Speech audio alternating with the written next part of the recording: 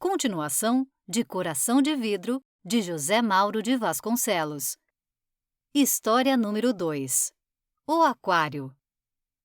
Nada disso! Espere sua vez! Que negócio é esse? Pois se existe fila, fique na fila! Mas vocês não veem que estou farto disso aqui? Falou Clóvis ligeiramente indignado. Todos nós estamos e você não é melhor do que os outros. Clóvis calou-se e nadou em direção de uma das paredes de vidro do grande tanque, seu vulto vermelho apresentando no dorso riscos dourados, sua cauda imensa, transparente e creme, se envolvendo sinuosa como um leque, apareceu refletindo no vidro defronte. Como era bonito! Então, porventura, não era mais bonito e melhor que os outros? Ora, aqueles peixes não se enxergavam mesmo. Uns peixes brancos, pálidos, anêmicos, feios. Deu um muxoxo e continuou a nadar, dando voltas e reviravoltas. Enquanto isso, ia pensando, como os homens estragam tudo. Mas era bem feito, servia de lição para ele. Aquela mania sua de reclamar de tudo, de achar que o grande açude da fazenda era uma coisa horrível, que nascera para a aventura, para viajar por grandes lugares, por águas novas e estranhas. Agora, o que seria do seu futuro? Quando chegaria sua vez de deixar aquele mundo aquário de vidro e livrar-se da companhia daqueles peixes horrorosos e mal-educados? Naturalmente que os peixes deveriam ser como os homens, pelo menos no tocante às diferenças sociais, pois não era sabido que os homens melhores nascidos eram mais considerados. Agora uns peixes vagabundos, suburbanos, sem raça, sem eira nem beira, completamente sem compostura. Aqueles outros que não possuíam alma e bom gosto tinham por obrigação reconhecer isso e dispensar que ele, um peixe de classe, ficasse na fila e aguardasse a sua vez. Desaforo! O pior não era ainda isso. O pior era o cheiro da casa de aves. O odor fedorento, desagradável que vinha do cercado das galinhas, ou o rumor infindável dos papagaios e periquitos reclamando em voz alta o dia inteiro. Que casa de aves vulgar! Ali se encontrava de tudo. Galinhas, araras, tartarugas, pavões, perus, passarinhos. Credo, que melancolia! Antes a fazenda, antes mesmo o açude.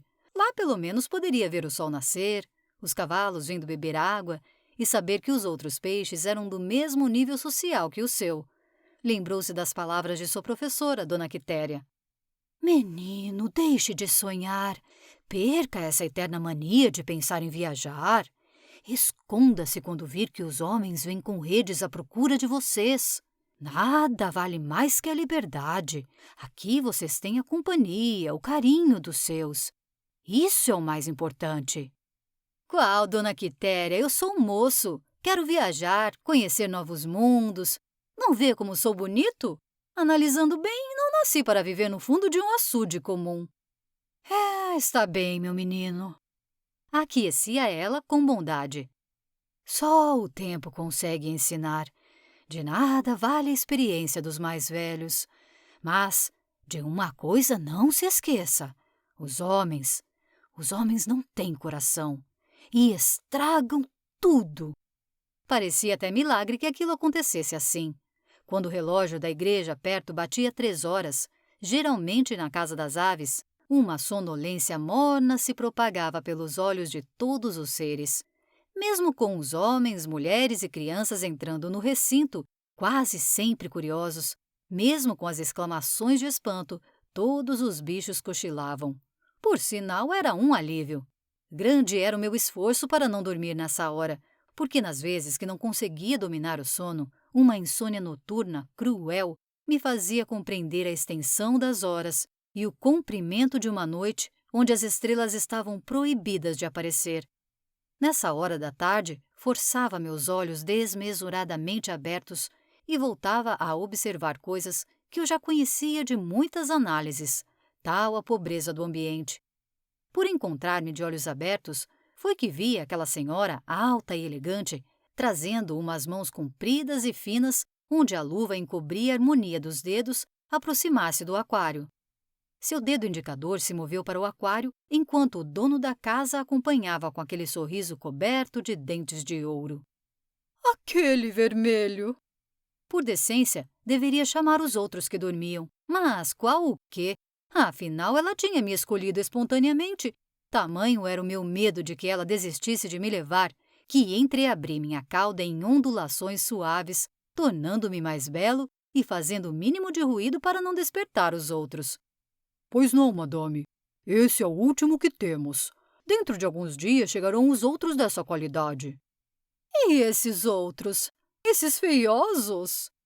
Esses, madame, são peixes para viveiros, para se criar em poços de rios, em lagoas. São peixes feios, vagabundos, que não resistirão ao aquário. Então eu levo esse. Nem bem a rede penetrou dentro do tanque de vidro, contendo a respiração. Saltei emocionado dentro das malhas de barbante.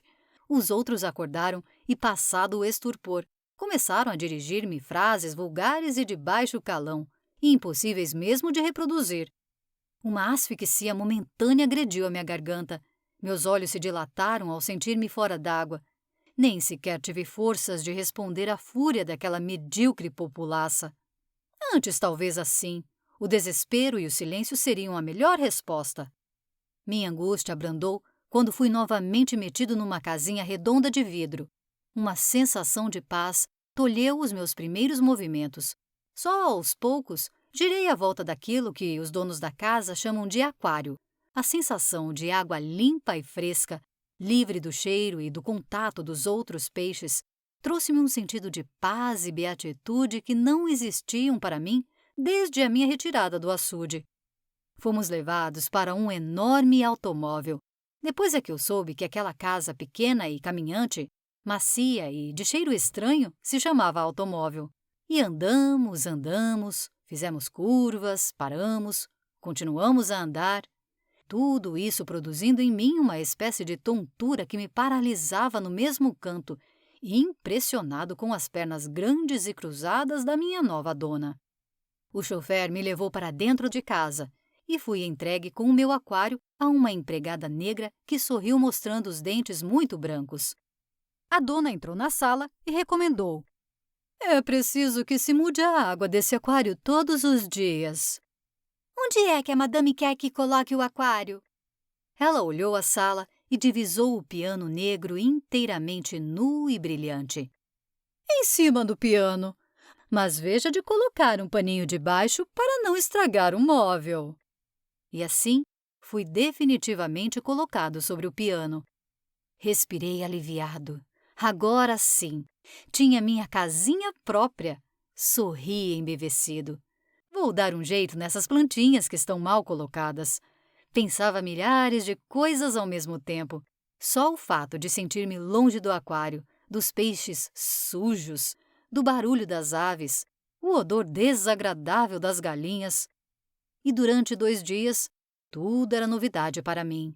Olhar os grandes espelhos da sala, os quadros de moldura dourada, os livros encadernados nas estantes. Até uma harpa sempre calada e misteriosa era motivo de encantamento. Todas as manhãs a empregada preta vinha trocar a água usada por outra fresquinha e límpida. Muita coisa aconteceu para que novas experiências de vida se desabrochassem ante os meus olhos. Muitas horas felizes decorreram, até que meu coraçãozinho quase rebentou. Acabava de descobrir que estava completamente em solidão. Foi como se a pancada do relógio se houvesse mudado para o meu peito. Solidão, solidão, solidão. Dia e noite girando sobre o meu corpo. Quando havia luz, rodava sobre a minha sombra. Quando não havia, sobre o silêncio de tudo. Ah! Se ao menos viesse um peixinho lá da fazenda para conversar, fazer companhia. Assim pensava nos primeiros dias. Até o meu orgulho se quebrou. Mesmo que viesse um daqueles peixinhos feios. Isso porque os dias se passavam. Devia ser aquilo o significado de uma célebre frase de Dona Quitéria, quando insistia em nos dar aula de filosofia. A solidão só tem uma coisa que se compare: a velhice dos homens. Algo em mim se revelava maduro, porque as coisas começavam a ter um significado mais forte na vida, e a solidão era a pior de todas as coisas. Aquele era o mundo de viagens que eu imaginava. Era a realidade triste dos meus sonhos. Sair de limite grande para outro maior ainda. O açude volvia ante a minha saudade. Até as garças brancas que apareciam ao entardecer se tornavam mais belas nas minhas lembranças. E aos pedaços e aos poucos, uma série de reminiscências despertava em mim desde os primeiros momentos em que descobri que vivia e que cada coisa devagar ia tendo seu significado.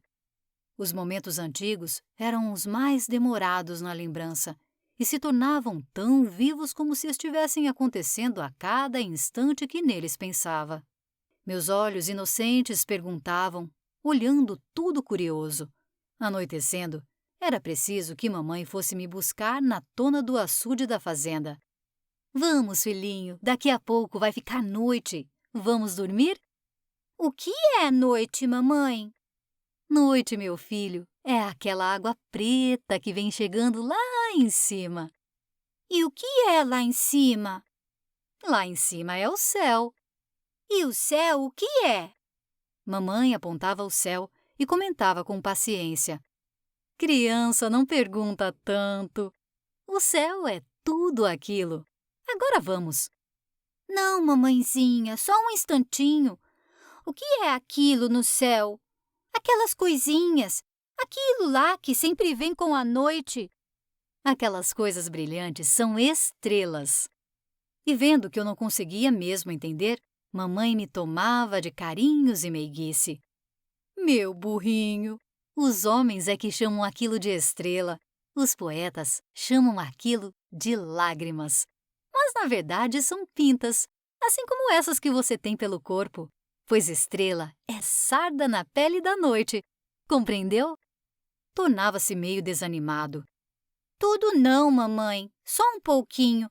Vou ficar pensando depois. Isso. E agora, vamos? Vamos. Enquanto nadávamos, lado a lado e devagar para nossa toca, ainda arrisquei uma pergunta. Mamãe, todos os homens fazem a mesma coisa? Como assim, filhote? Sim, se todos os homens vivem para trazer cavalinhos para dar banhos no açude? Mamãe riu. Nada. Eles fazem muitas outras coisas. A vida dos homens é complicada. Existem outros homens além dos que você vê dando banho nos cavalinhos. Voltava aquela tristeza e eu me via sozinho dentro do aquário. Sozinho, sozinho. Suspirava e voltava a ser menino no açude. Positivamente, mamãe. Eu não compreendo, mamãe. Por que essa água é tão dura? E batia com a ponta do nariz naquela dureza. Meu filho, isso não é água. Isso é a terra dos homens. É a terra. E a terra sempre foi dura. Ela existe para fazer limite, fronteira para segurar as nossas águas. E tantas outras coisas iam e vinham na minha lembrança, semelhantes ao vento que irritava as águas do açude e criava ondas e mais ondas. Minhas saudades se assemelhavam àquelas ondas. Na quinta noite, quando nem sequer me bulia dentro d'água, morrendo de tristeza, vi que uma coisa brilhante como uma antiga estrela aparecia se aproximando. Meu Deus, não era estrela, e sim um vagalume que montava numa aranha. Ai, que linda aranha! Usava uns óculos na ponta do nariz, trazia diversos cabelos brancos surgindo debaixo da touca e se apoiava, manca, numa bengala. Ela me deu boa noite e principiou se apresentando. Eu me chamo Rosa Boaventura. Estou para fazer uma visita já faz dias. Mas o senhor sabe a idade. Sorriu ela se desculpando. Ora, dona Rosa, que enorme prazer a senhora me dá. Pode-se saber a sua graça? Naturalmente, Clóvis Eugênio de Vasconcelos e Souza, um criado à sua disposição e um coração para lhe servir. Muito obrigada! Que educado o senhor é! E que belo nome! Sangue Azul, pois não? Paulista de 400 anos? Sangue azulíssimo, português de 800 anos. O senhor veio do mar? Não, nasci num palácio de criação de peixes de raça. Na minha opinião, o mar é um pouco, como direi, vulgar e grande demais.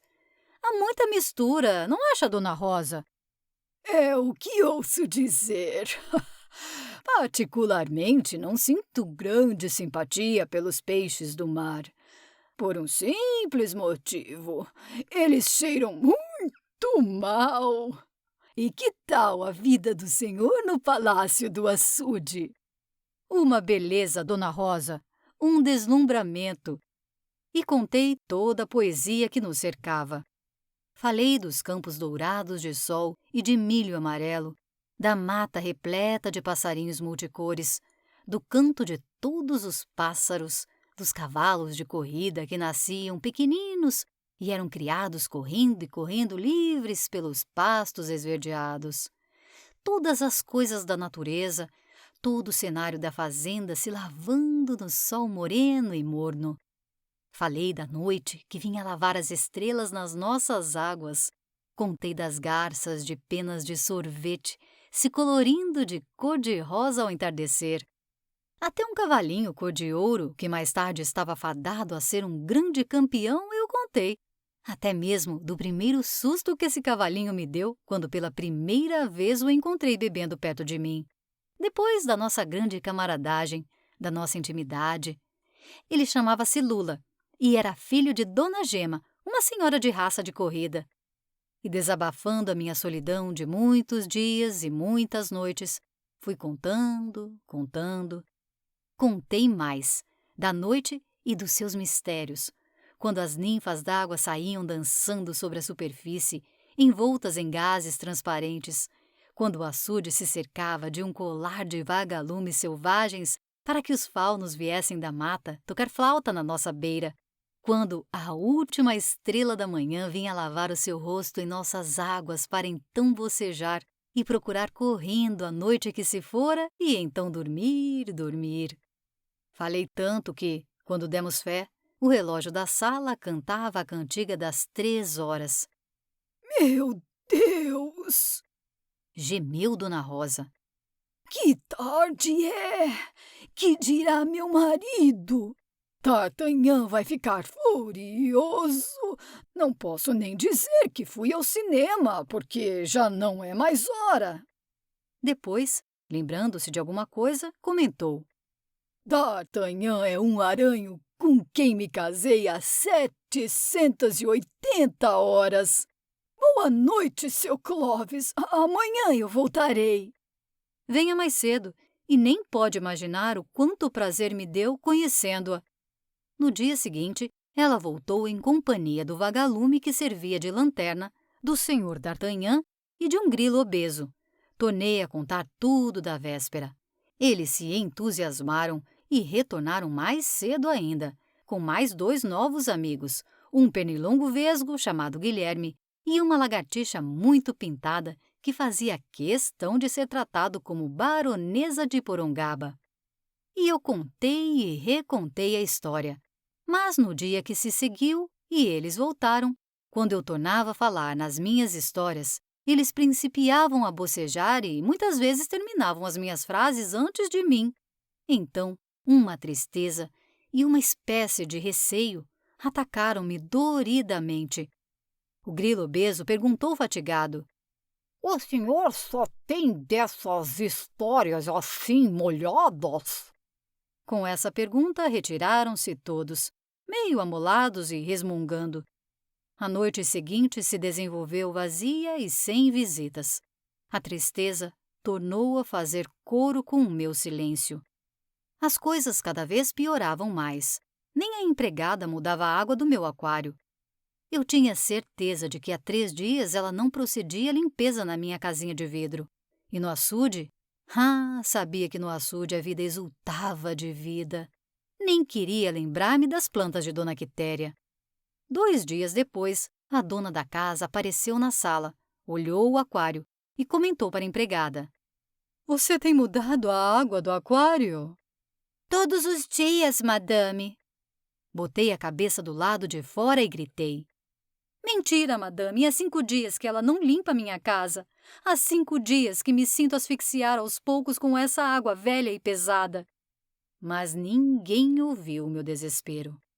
Na manhã seguinte, Clóvis amanheceu emborcado. A empregada, que veio espanar o piano, bateu com o espanador no aquário para assustar o peixinho. Mas ele não se moveu. Ficou um momento espantada. Depois foi falar com a patroa. Madame, o peixinho do aquário morreu. Madame revolveu-se sonolenta na cama. Telefone. Bocejou. Telefone para a casa de aves e peça outro igual. Mas o que a gente faz desse, madame? Ela bocejou mais forte e murmurou, quase dormindo. Dê para o gato.